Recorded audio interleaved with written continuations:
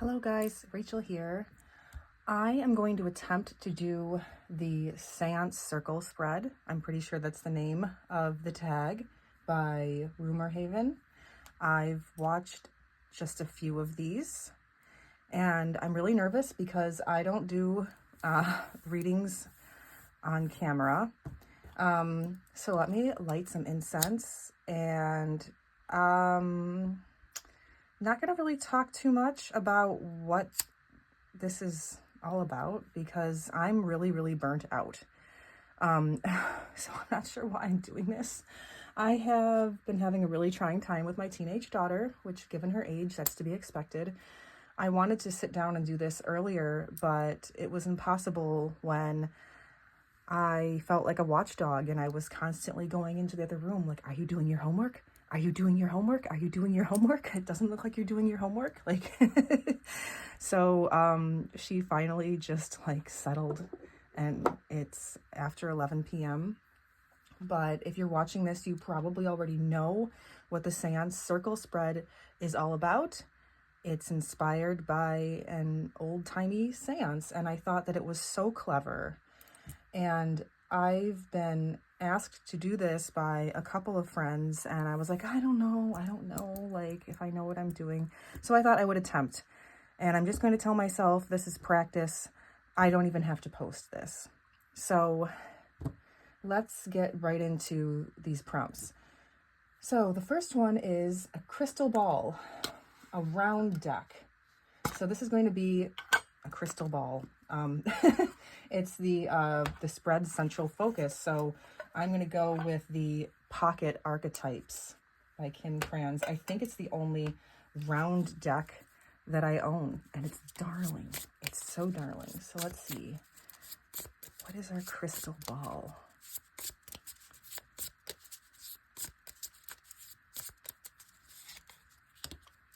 Okay. The next prompt is the candle, a deck for shadow work. I decided to go with the Gothic Literature Tarot. Yeah, because I kind of was trying to choose decks that are sort of spooky, gothic, fit the time of year. I mean, this isn't really, but it's my only round deck. And let me tell you, trying to find the decks took me a lot longer than I thought it would, especially trying to find decks to fit the prompts.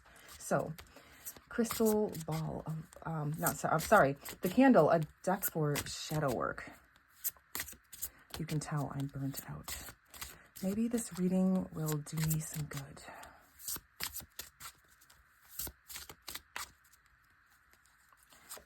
I think this goes here. Honestly, I can't remember where the,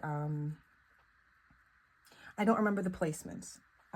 So just kind of bear with me. I think that goes there. All right. The third one is a personal item, a deck of objects, etc. So I went with the Seance edition of the Secret Pocket Oracle by Patrick Valenza. A personal item.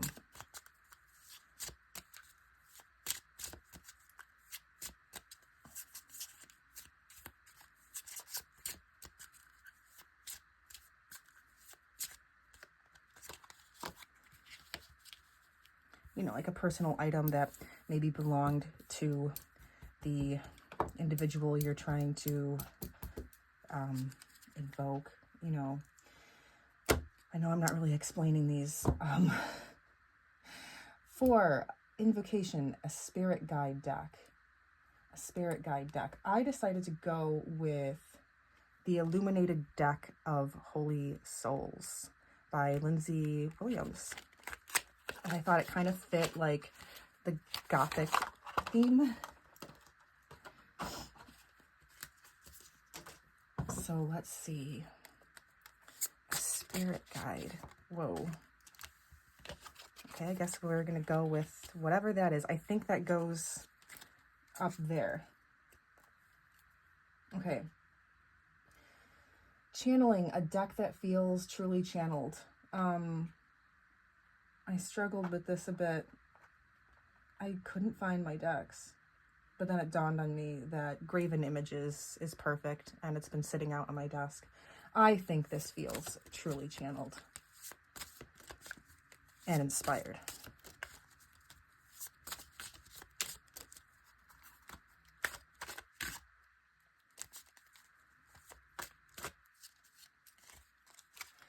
I think this goes here. I don't know. I don't remember where these go. Let me see. Maybe this goes like this, and this goes here.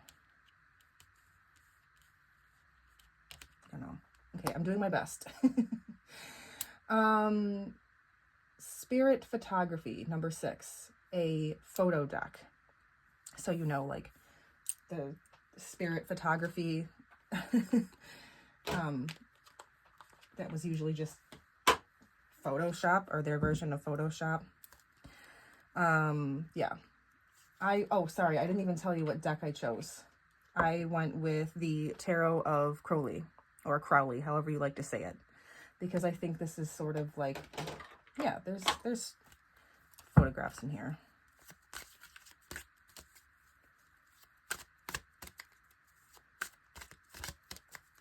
So if we were to do a seance, what would come out in a photograph?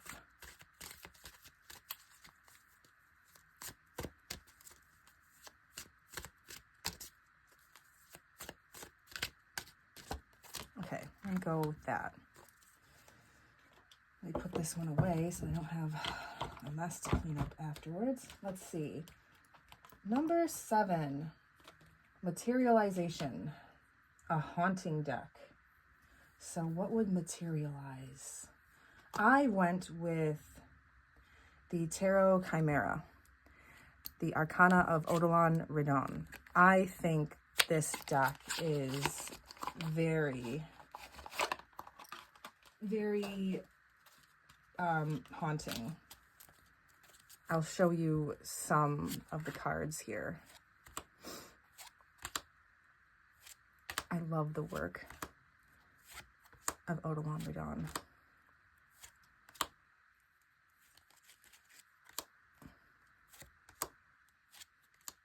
See? So, materialization. Oh yeah, and these are the backs. Creepy, right? All right.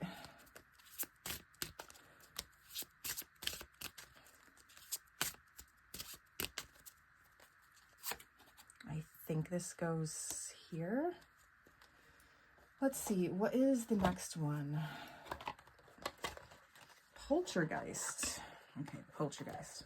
So while I'm putting this deck away, please, if you're not familiar with this tag, go check out the original, because I'm not really explaining this. I have just a little tiny bit of time and I thought I would try it. Maybe if I enjoy this, I'll do another. Poltergeist is the 8th prompt, a trickster deck. I decided to go with Purgatorium Hex by Mr. Freiborg, or Freeborg, whatever it is. Because yeah, I'm gonna put this little guy up there. What would be our Poltergeist?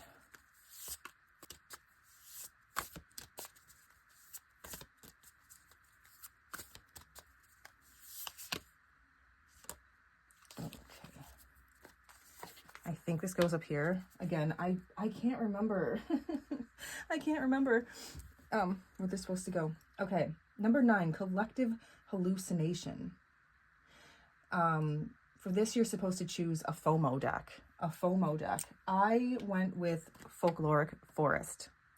Now, I definitely would have wanted this deck anyway, but it was definitely a FOMO deck because I was really trying to save my money at the time. I had first seen it on my friend's channel, Kaluna V, and then another friend said that they had gotten it, and I was like, oh, that's so beautiful, but I'm not going to get it.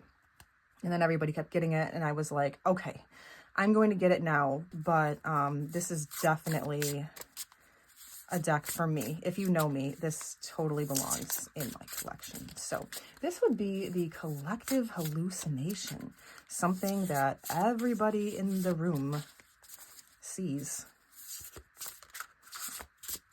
or hallucinates.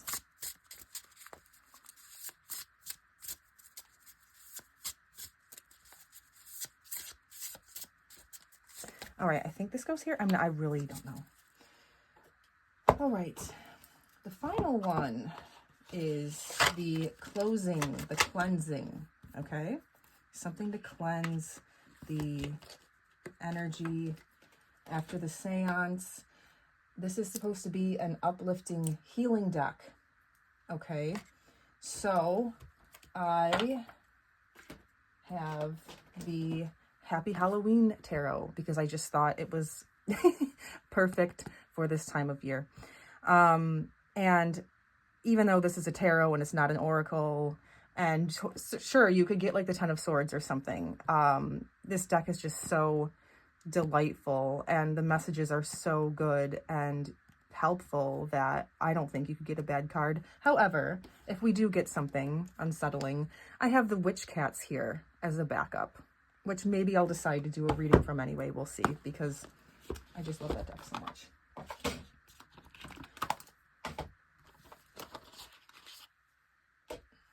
All right, so the closing cleansing.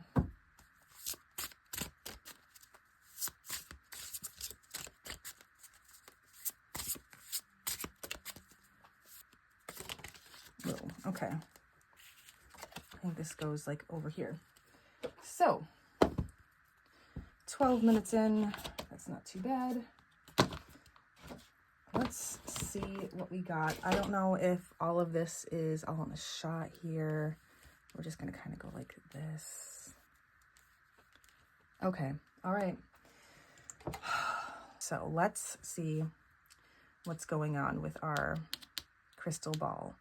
Or wait, I know. I think that one of these is supposed to kind of go like under the crystal ball. I think it's this one. I think the Collective Hallucination kind of like goes under there. Okay, so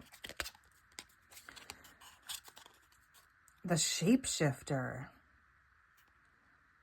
Ooh, the Shapeshifter is our crystal ball.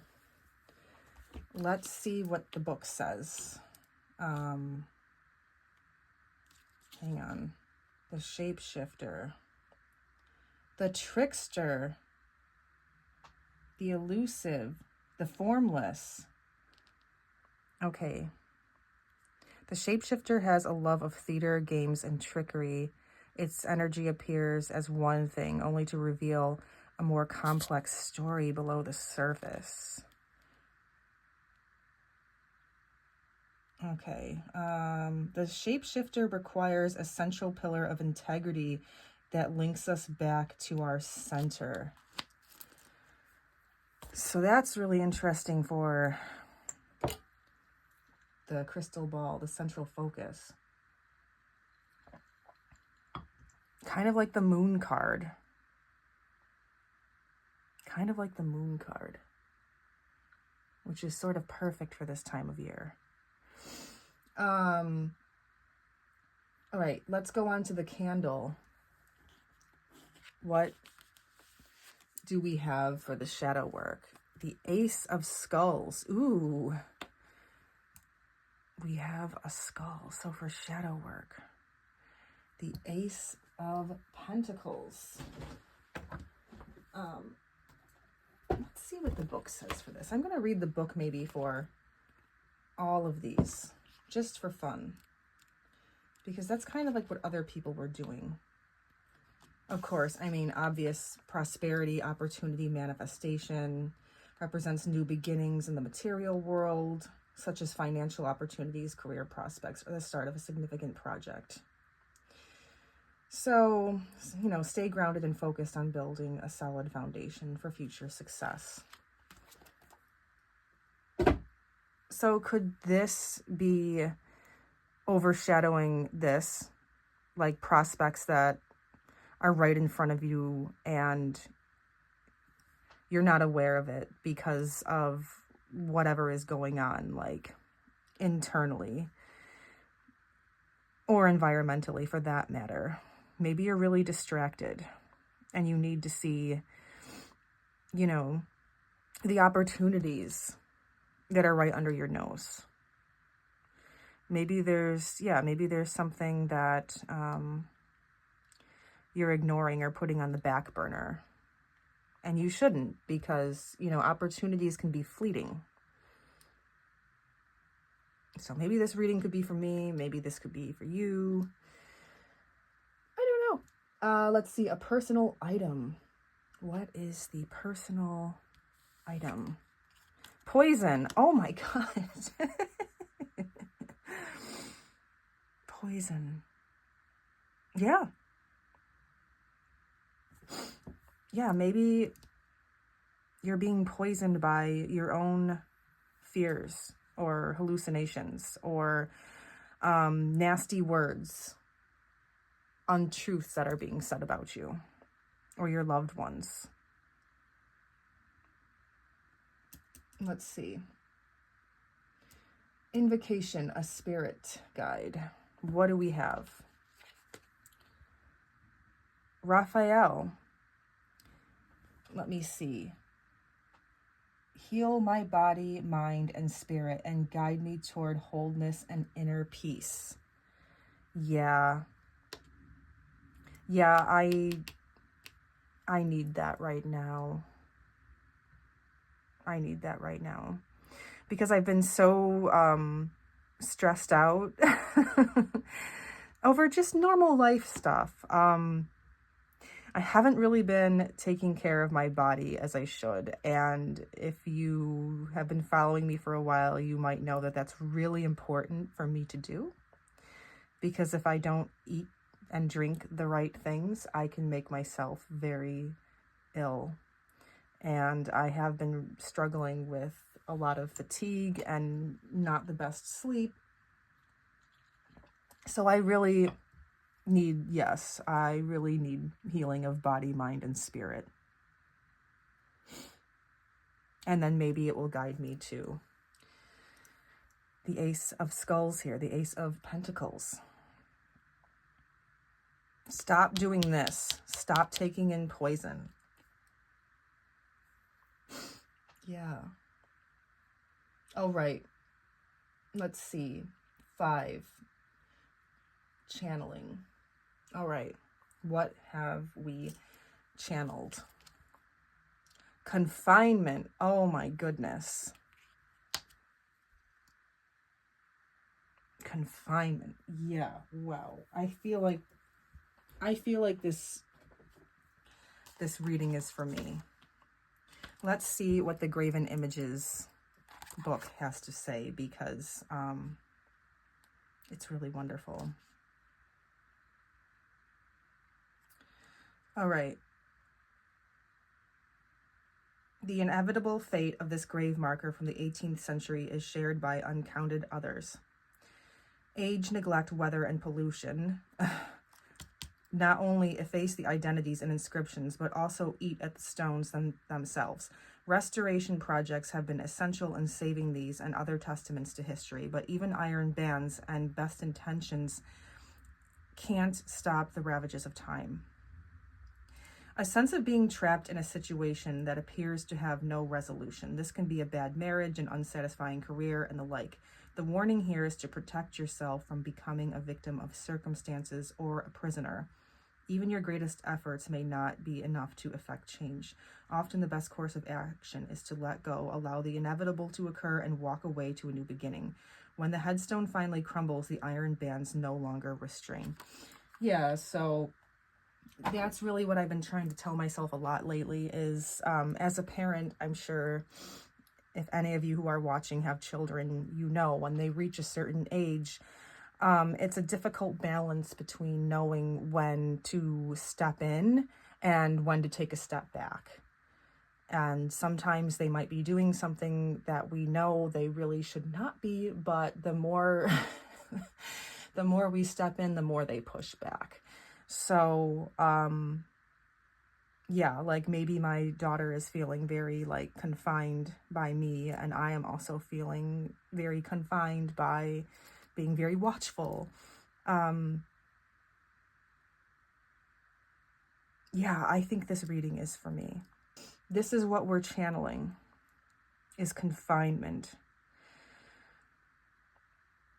So I am doing a better job, though, I think, with finding the balance. And I'm not going to say any more because I'm realizing that so far this is very personal, and I don't want to say anything that's too personal. All right. Spirit photography. Okay. The devil. Devil. We got Crowley. Oh, hi, Crowley. Oh, very cool.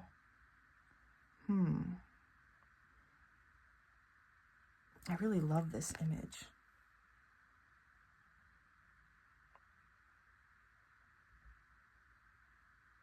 Yeah, I don't know. It's like part of me just kind of wants to just completely step aside and, you know, do what some people have suggested. Let them crash and burn on their own. I can focus on my own studies. I can focus on Crowley, for example. You know, I'm a huge Thoth geek. But I know that I can't completely abandon myself to my own desires. Yeah. I don't know. That's how I'm going to interpret that.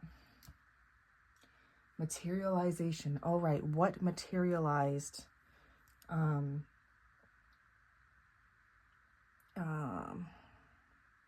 What materialized? Wait a minute. I put this, I think, in the wrong spot. I think this goes here.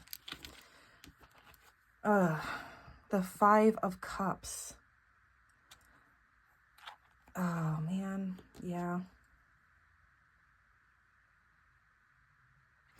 Yeah, you know, we all reach a point as parents where we kind of feel our roles shifting a little bit. Like, you know, are we cool anymore? Like, you know what I mean? Not cool, but like, they don't want to be around you. You're too much. You're too overbearing. I went through a period of sadness recently because all these things are very new to me. But through that adjustment period, yeah, we had this one night where we were supposed to watch a movie, but she hadn't finished her homework because, you know, she'd been on the phone too much, and she still, you know, wouldn't get off the phone with her friend. And I was like, well, I really want to watch a movie anyway. And she's like, well, you can. And so I did, but I was sort of crying because I was like, I'm like, am I just going to watch movies by myself now? But no, I mean, we ended up watching a movie together the next day, but, yeah, you can't wallow in the past too much. You have to accept change. They're growing and experiencing too, and they have to, you know, become their own people. And yeah, I totally know that you don't wallow in the past too much. It's okay sometimes to admit these feelings, but then you find something to comfort yourself, and you heal, and you look forward to the future and all of the good that comes from the change. Let's see. I know this is not a very exciting reading. It's very personal, it turns out. I don't know if I'm going to post this. What's the next one? Poltergeist. Okay, what is our poltergeist that we inadvertently summoned? Let's see. I can't wait. Demotion. Oh. Oh. I have to read in the book for this, though. Because this is just kind of like what I was talking about. That's so funny. Okay, let me see if I can find this, because this guidebook is amazing. This is one of my favorite decks. of all time. It's just the best. Wait, where's the index? It might take me a minute to find this because it's not like alphabetical. See? Demotion, demotion, demotion. Where are you? Oh my gosh, I'm having a hard time. Does anybody see it? Can they help? Okay, 128. Okay. All right, high polarity meaning. Realizing that everything is not one's responsibility. Humbling oneself. Letting go of some control. Making space for others. Respecting others. Sharing responsibility. Taking a step back. This is everything that I've been talking about. This is really just a spread about being the mother of a teenager or the father of a teenager. Oh, and then the low polarity meaning is having more than one deserves, feeling overwhelmed, loss of control, a demotion, loss of status, being put in one's place, being reprimanded, being held back. Yeah. And I'm sure my daughter feels like she's being held back by me sometimes. But I swear to you, all this conflict is just about her getting her homework done. She's so smart. I'm not trying to brag about my kid. But she's in all honors classes this year. So the homework is just such a load. It's such a load, you know? And she's always taken a longer time to finish projects because she has just these grand ideas and she kind of like takes these extra steps in these projects that she doesn't need to. She puts more into them than is required, and there's only so much time, and I don't want to stifle her ideas and her creativity, but it's like this difficult balance of we really have to get this done or you're not going to get the grade that you deserve. And now that she has this one guy friend that she wants to talk to on the phone all the time, it's really hard. So all right, I'm sorry. I'm like thinking about my own shit too much. All right. 10, the closing, the cleansing. Let's see, is this going to uplift us? The 9 of Wands. Okay. Okay. Yeah. That makes sense. I mean, like I kind of have to, you know, stand my ground, even if I am the bad guy sometimes. I'm not here to be cool or a best friend. I'm a mom, so it's it's my job to sometimes get the bad rap, but there's more to it than that. That's just how I'm interpreting it regarding the rest of the spread. But let's see what this book says, because this guidebook is absolutely wonderful. Okay, hang on a second. With the stars as your guide, you will soon reach the moon. You're not there yet, but look how far you've come. Yeah, this is so cool. This is really like the Thoth interpretation. And that's why the 9 of Wands is one of my absolutely favorite cards in the Thoth deck. Your persistence is going to pay off. You have been fighting the same battle for some time. You've been climbing for what feels like forever. Your endurance has surely been tested, and you are probably very tired. You may even want to give up. Don't. You cannot turn back now. You have already gotten this far. Okay. What boundaries must you establish to protect your energy through difficult moments? How strong is your willpower? How is your willpower being tested? Yeah, I really love that. Yeah. Because, you know, yeah, we've been talking about boundaries too. My child and I. So, oh, you know what? I totally messed up this reading. I didn't do, because it was under the crystal ball, I didn't do the collective hallucination. The 10 of Swords. Didn't I say that I was going to get the 10 of Swords? Oh my goodness. But look at this beautiful card. This is a gorgeous Ten of Swords. I'm sorry, this reading turned out to be so fumbly.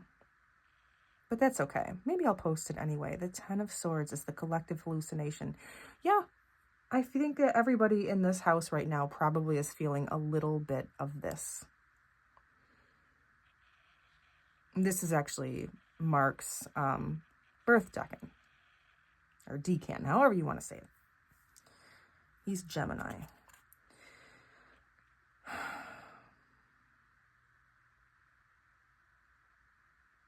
Let's read in the book here, because that's just too obvious. That's too obvious.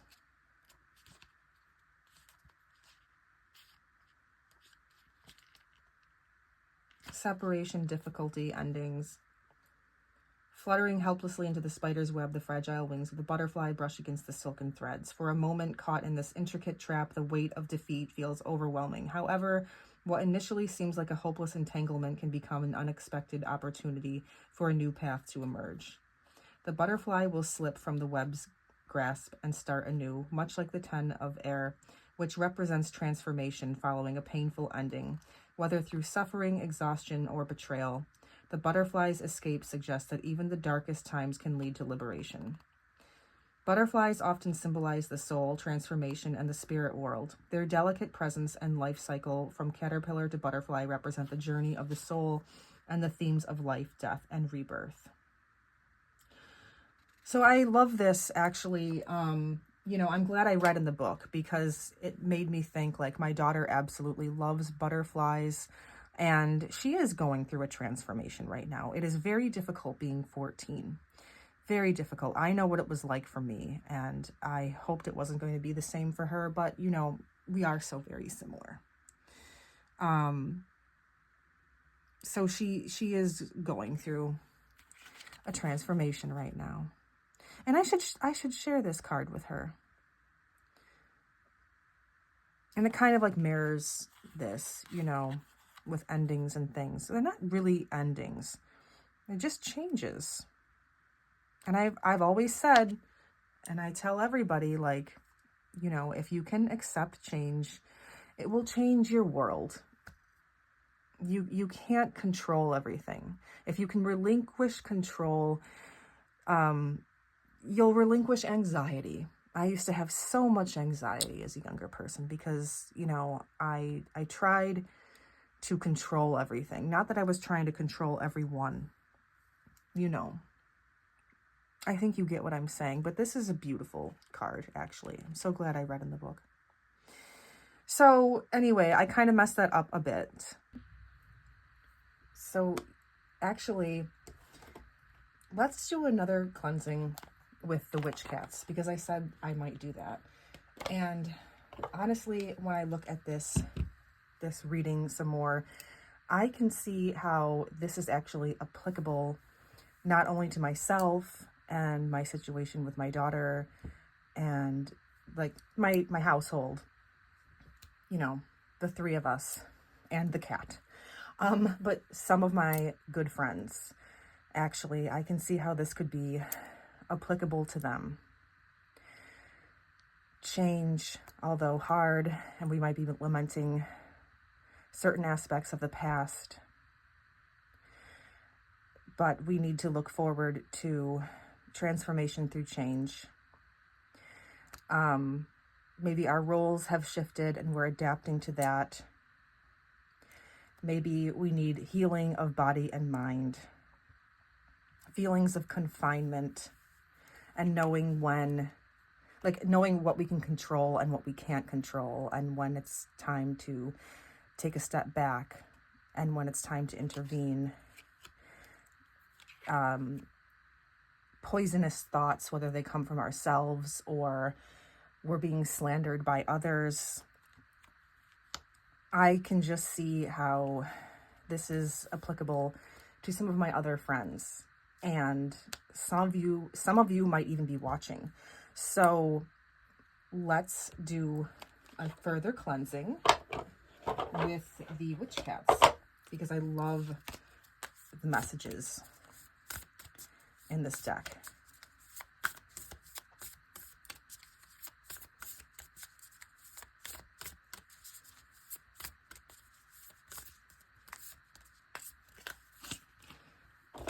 Okay. Let's see. What do we have? Awaken. Meet Merlin. He is a shard of sunlight piercing through the dense fog of our habitual thoughts and actions. When we find ourselves sleepwalking through life, he calls on us to wake up. Take a deep breath and sigh it out. Shake the doldrums from your bones. Wiggle your fingers and toes. Stretch as if it is the first time you have ever stretched. Watch the world brighten and shimmer. Fully awake, your choices will easily align with your intuition instead of some dusty old belief. Expand to feel the hum of life vibrating through you and all around you. What's not to like? I mean, it sort of reminds us of, you know, the shadow card here with the Ace of Pentacles. Maybe there's something bright in front of us that we're ignoring because we're so tormented by certain circumstances and thoughts here with, you know, the shapeshifter, the sort of like the moon card, the aspects of that, you know, maybe like dark night of the soul. But yeah, your choices will easily align with your intuition instead of some dusty old belief. I think that's a lovely message to end off with, that and the Nine of Wands. So yeah, I might decide to post this. I'm sorry if it was so fumbly. Again, if you haven't seen Rumor Haven's original video, please watch. And there's some good VRs out there as well.